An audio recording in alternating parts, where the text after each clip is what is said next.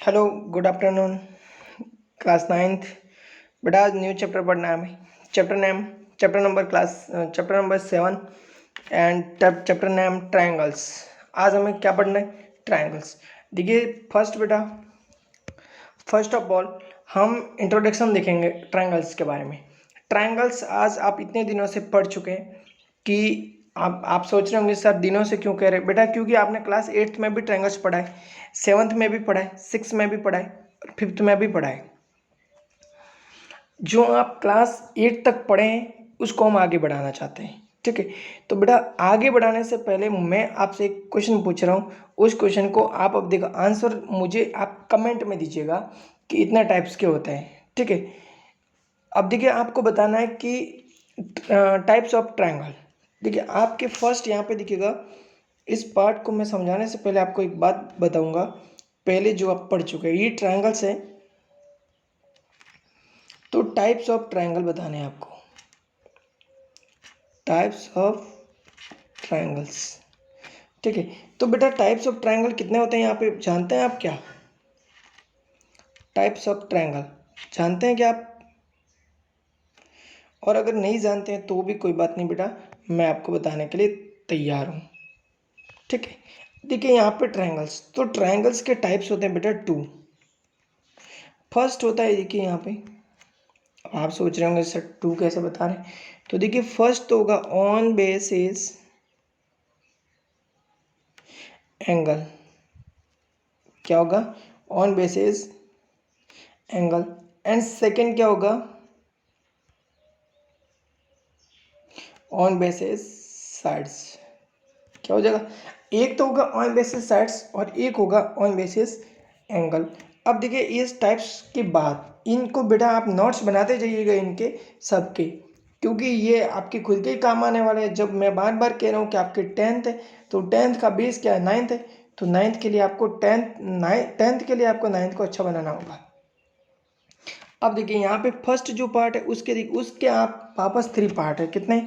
तो यहाँ पे देखिए टाइप्स ऑफ ट्रायंगल पूरा लिखोगे,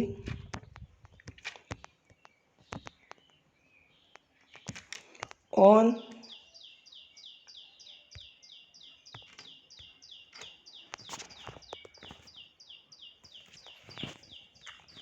देखिए यहाँ पे types of triangle on basis angle.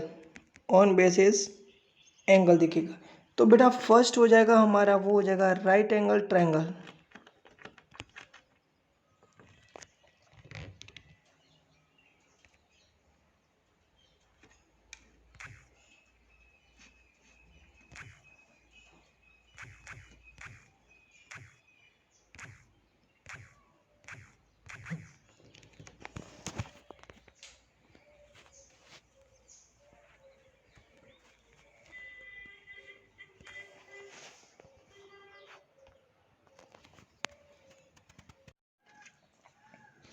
हाँ, तो अब देखिए बेटा यहाँ पे मैं बता रहा था टाइप्स ऑफ ट्रायंगल।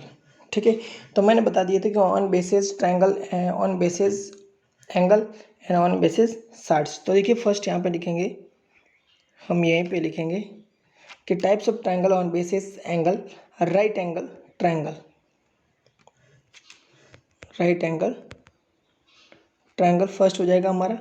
सेकंड हो जाएगा एक्यूट एंगल ट्रायंगल। थर्ड हो जाएगा हमारा ऑब्ट्यूस एंगल ट्रायंगल। तो बेटा इनका ध्यान रहे, राइट एंगल तो आप जानते हैं 90 डिग्री होता है, acute angle less than 90 degree होता है, obtuse angle greater than 90 degree होता है। ठीक है, इनका डायग्राम विथ डायग्राम काम करोगे। देखिए फर्स्ट का डायग्राम बना रहा हूँ मैं यहाँ पे, देखिए फर्स्ट का डायग्राम बना रहा हूँ। बहुत शानदार वर्क करना बेटा, तो आप 10th में मज़े करोगे। अभी अगर अच्छा करोगे तो 10th में अच्छा करोगे। देखिए यहाँ पे राइट एंगल, तो राइट एंगल के लिए तो बेटा ये रहा 190 डिग्री एंगल होना चाहिए। सेकंड देखिए एक्यूट एंगल, तो एक्यूट एंगल के लिए ये देखिए बेटा ऑल एंगल एक्यूट होना चाहिए, all angle are less than 90 degree. And obtuse angle है तो ऑब्ट्यूस के लिए वन एंगल ऑब्ट्यूस होना चाहिए एंड अदर टू एक्यूट होना चाहिए। ये देखिएगा, तो इन तीनों का डायग्राम बनाइएगा और यहाँ पे ये एंगल हो जाएगा, इधर ये वाला ऑल एंगल हो जाएंगे और इधर ये वाला हो जाएगा। अब ध्यान रखें बेटा, ये वाला साइन है ना, ये वाला ये 90 डिग्री का साइन है, ठीक है, और ये वाला ये एंगल का साइन है, बट ये वाला 90 डिग्री का साइन है। ओके, तो ये तो हमारे ऑन बेसिस हो गई, ऑन बेसिस एंगल ट्रायंगल हो गई। अब देखिएगा यहाँ पे नेक्स्ट हमारा टाइप्स ऑफ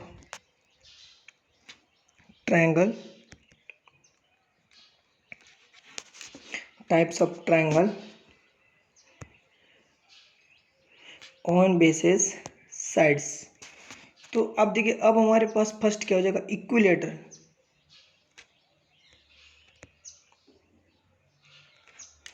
इक्विलेटरियल ट्रायंगल,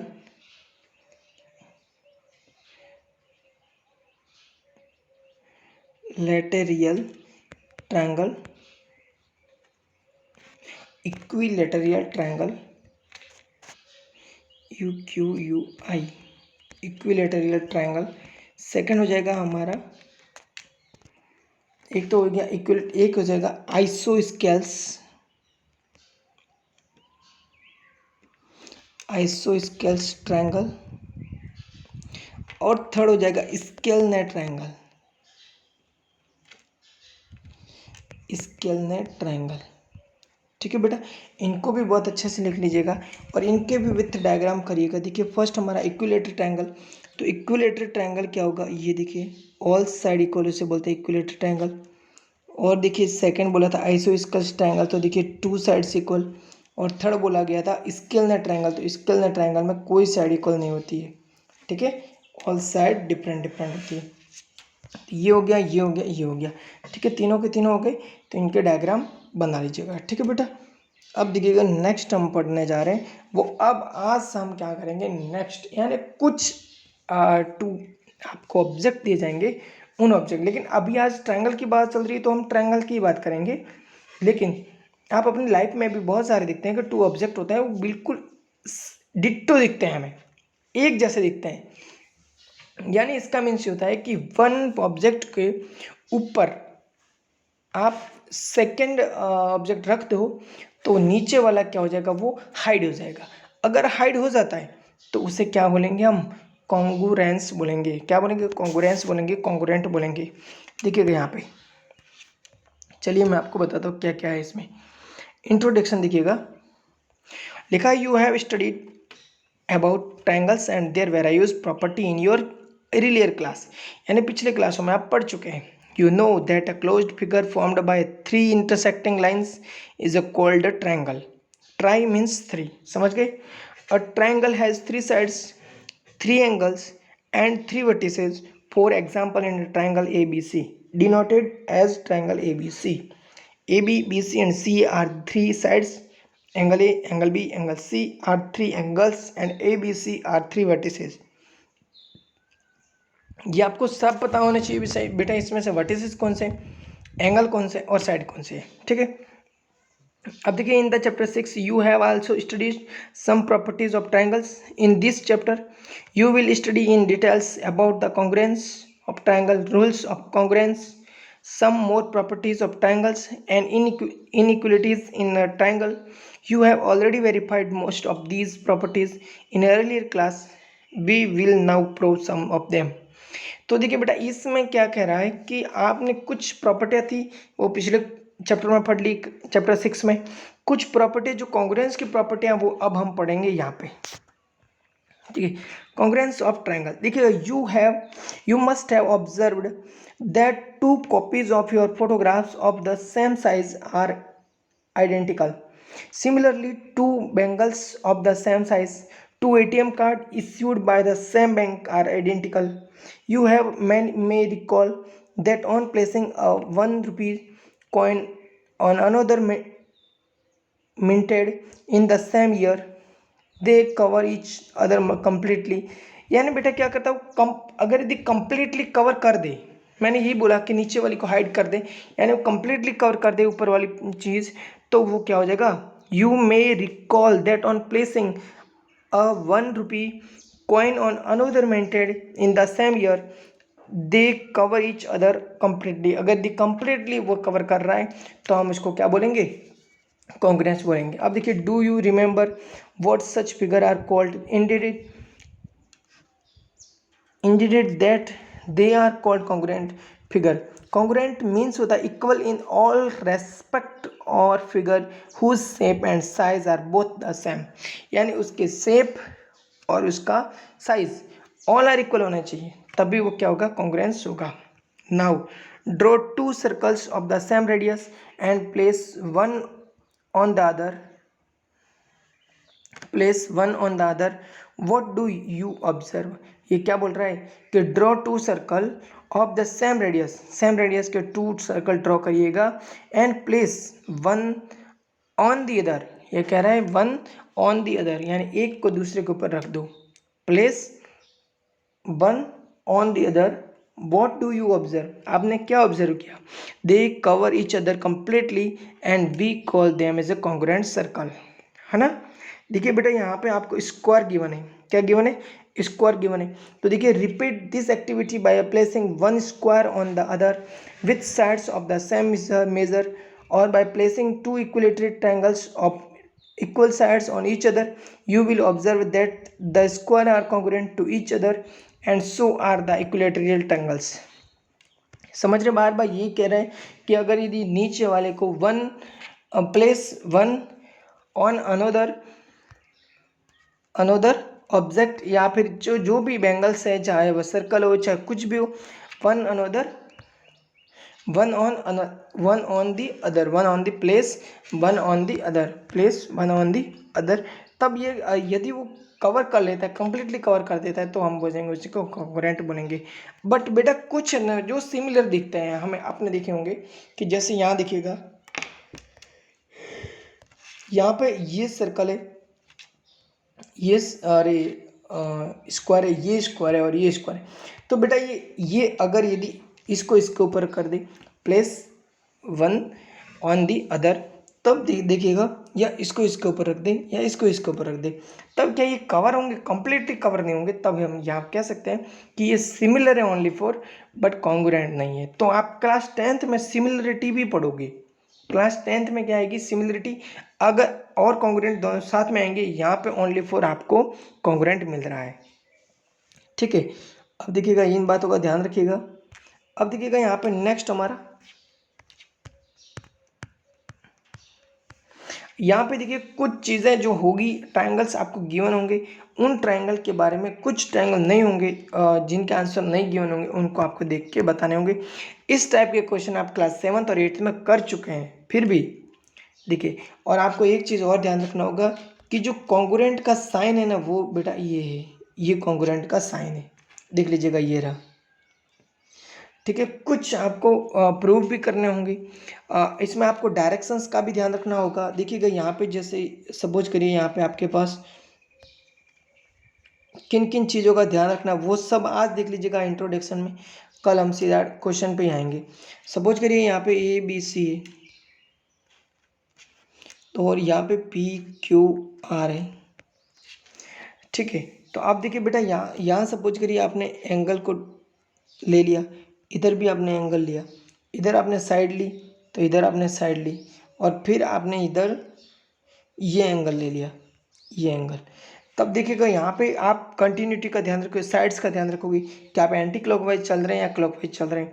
तो देखिए, इधर आपने ABC लिया है, ट्रायंगल ABC, तो इधर देखिए कॉन्ग्रुएंट हो जाएगा, तो ट्रायंगल PQR, इस टाइप से, है ना. डायरेक्शंस का बेटा पूरा ध्यान रखना है यहाँ पे.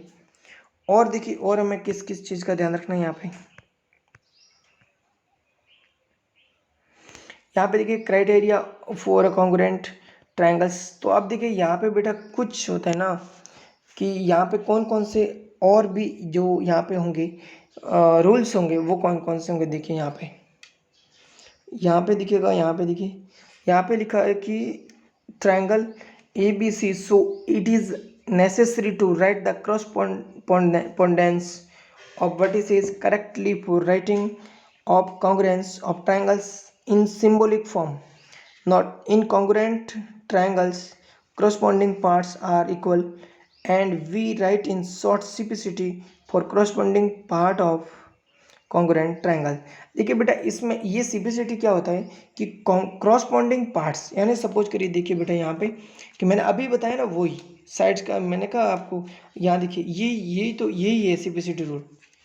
ये क्या है? बाय सीपीसीटी रूल, यही बेटा सीपीसीटी रूल है। इसमें आपको डायरेक्शंस का ध्यान रखना है। देखिए तो आपका क्या कह रहा है, ये भी यही कह रहा है कि सीपीसीटी का मीन्स होता है congruent triangles corresponding parts. Congruent triangles होंगे ना, सीपी का मीन्स होता है कॉरस्पॉन्डिंग पार्ट्स, सीपी का मीन्स होता है कॉरस्पॉन्डिंग पार्ट्स, और सीटी का मीन्स होता है कॉन्ग्रुएंट ट्रायंगल्स। अब देखिए यहाँ पे जैसे ये आपने ट्रायंगल लिया, इधर भी ट्रायंगल लिया, तो इस सपोज करिए यहाँ पे पी क्यू आर, इसके ए बी सी, तो सपोज करिए यहाँ पे पी क्यू की जितनी वैल्यू है उतनी कितनी ए सी की वैल्यू है, जितनी यहाँ पे पी क्यू की वैल्यू इतनी कितनी यहाँ पे सी की वैल्यू है। अब देखिए यहाँ पे जितनी वैल्यू क्यू आर की है उतनी की उतनी यहाँ पे इसकी ए बी की। अब देखिए यहाँ पे ये जितनी वैल्यू पी आर की है उतनी वैल्यू इसकी है।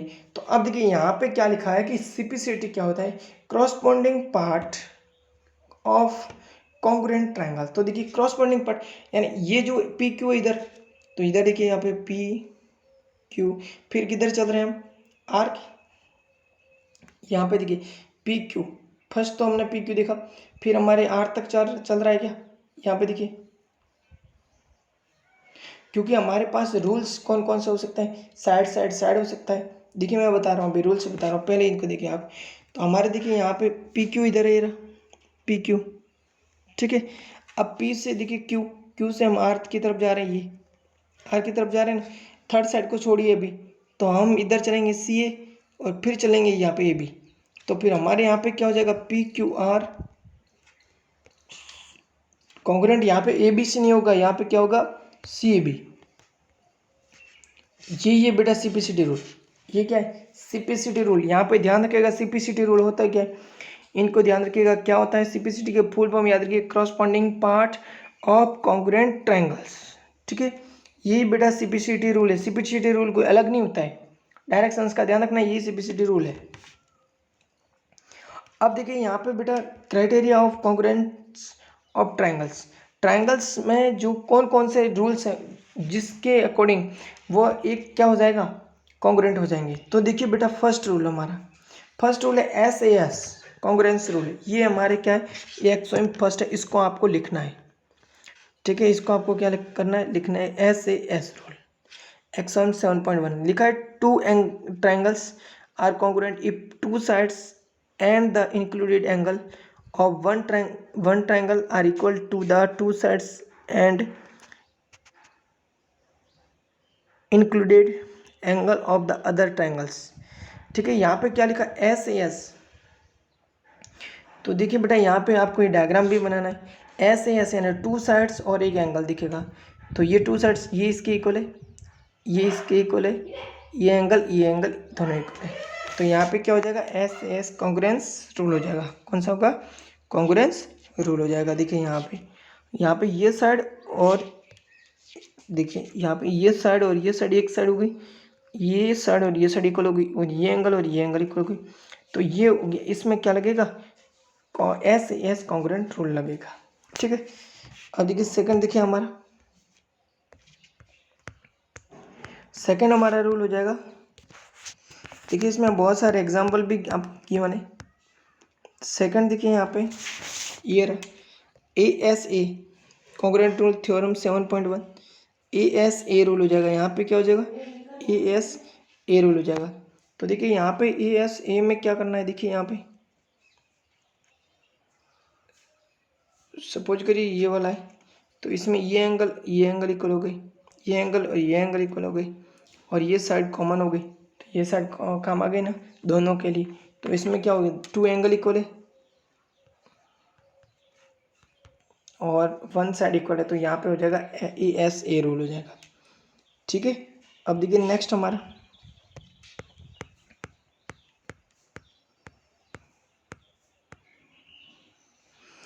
नेक्स्ट हमारा AAS, ये भी हो सकता है। आपको सिर्फ देखिए बेटा डायरेक्शंस का ध्यान रखना है कि पहले क्या आ रहा है।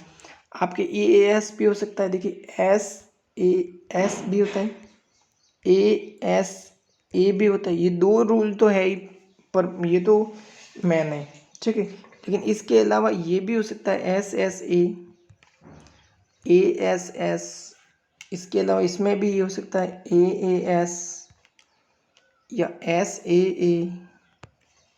तो ये भी रूल यहाँ पे हमारे हो सकते हैं, ठीक है। इनका आप ध्यान रखिएगा। एक और रूल है वो देखिएगा, वो ये होता है, नहीं पता है, यहाँ पे देखिए मैं बता रहा हूँ।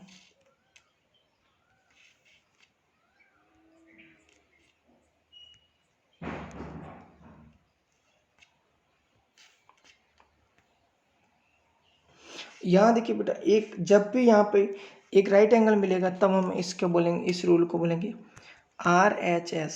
क्या बोलेंगे? यहाँ पे बोलेंगे RHS रूल है। क्या है? यानी R का मीन्स होता है राइट एंगल, H का मीन्स होता है हाइपोटेन्यूस, S का मीन्स होता है साइड। यानी एक इसमें राइट एंगल मिलेगा तो ये देखो ये रहा, एक हाइपोटेन्यूस तो ये रही, और एक साइड तो ये साइड, ये कोई भी एक साइड ले लो, इधर वाल ले लो या इधर वाल ले लो, ठीक है। तो इसमें ये जब भी आपको राइट एंगल मिलेगा तो आप यहाँ पे RHS रूल यूज़ करोगे। कौन सा रूल यूज़ करोगे? RHS यूज़ करोगे, ठीक है। जब यहाँ पे ये भी रूल आपको पता चल जाएगा तब अब देखिए एक चीज़ का ध्यान रखना है, वो वाली ये कि ए ये रूल काम नहीं आता है। ए ये रूल काम नहीं आता, ध्यान रखिएगा इसका। जब भी थ्री एंगल इक्वल हो जाए, जब भी थ्री एंगल टू ट्रायंगल्स के इक्वल हो जाए तो वो कभी भी कॉन्ग्रुएंट नहीं होंगे। सपोज करिए देखिए यहाँ पे मैं आपको एक एग्जांपल देता हूँ, 60, 70 और ये 80, इनका नेम है A, B और ये C। एक और ट्रायंगल, ये P, ये Q और ये R, ये 60, ये 70 और ये 80। बट यहाँ पे हम ये नहीं कह सकते कि ABC triangle ABC congruent triangle PQR ये होंगे, कॉन्ग्रुएंट होंगे, ये हम नहीं कह सकते। कॉन्ग्रुएंट होंगे ये हम नहीं कह सकते, नहीं कह सकते, ये नहीं कह सकते। यहाँ पे कट हो गया, यानी नहीं कह सकते, क्योंकि यहाँ पे बेटा कौन सा रूल्स यूज होगा? AAA, और ये AAA रूल कॉन्ग्रुएंस का नहीं है, ये रूल है सिमिलरिटी का। किसका है? सिमिलरिटी का। तो यहाँ पे ध्यान रखिएगा कि आपको जो रूल्स है सारे के सारे लिखिएगा, SAS, ASA, RHS, बस ये 3 रूल है। और जब भी आपको छोटा सा क्वेश्चन आएगा ना, जो ऑप्शनल एक क्वेश्चन आते हैं, तब उसमें आपको ये कॉन्ग्रुएंट का AAA रूल भी लिखा हुआ आएगा, तब आपको ध्यान रखना कि ये वाला रूल कॉन्ग्रुएंट का नहीं है, ठीक है। तो इनका ध्यान रखिएगा। और अब हम देखिएगा, अब हम एक्सरसाइज तो कल ही स्टार्ट करेंगे। आज के लिए तो इतना ही, जो इंट्रोडक्शन था वो मैंने बता दिया। इसके अलावा जो हमारा एक्सरसाइज 7.1 है वो मैं कल स्टार्ट कर दूँगा, ठीक है। और इन सब को आप अपने होमवर्क में लिखिएगा, सारे के सारे जो भी रूल है वो, ठीक है।